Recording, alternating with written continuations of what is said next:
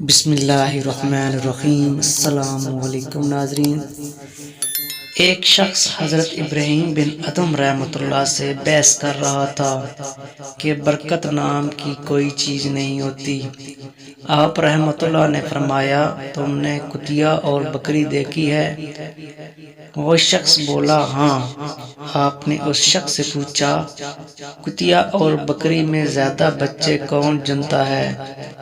وہ شخص بولا، کتیا۔ آپ رحمۃ اللہ نے فرمایا، تم بکریاں زیادہ نظر آتی ہیں یا کتے؟ وہ بولا، بکریاں۔ حضرت ابراہیم بن ادم رحمۃ اللہ فرماتے ہیں، حالانکہ بکریاں ذبح ہوتی ہیں مگر پھر بھی کم نہیں ہوتی، تو کیا یہ برکت نہیں ہے؟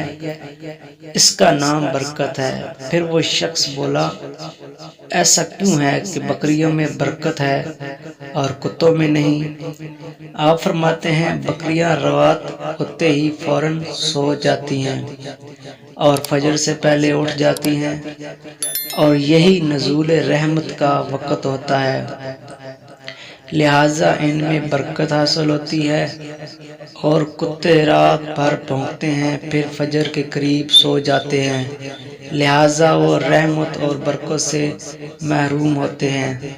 بس غور و فکر کا مقام ہے، آج ہمارا بھی یہی حال ہے۔ ہم اپنی راتوں کو فضولیات میں گزارتے ہیں اور وقت نزول رحمت سو جاتے ہیں۔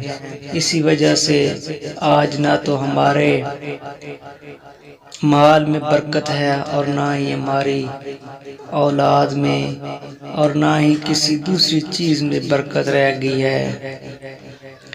اگر آپ نے ابھی تک میرا چینل سبسکرائب نہیں کیا تو چینل کو لازمی سبسکرائب کر دیں اور ساتھ ویڈیو کو بھی لائک کر دیں۔ شکریہ۔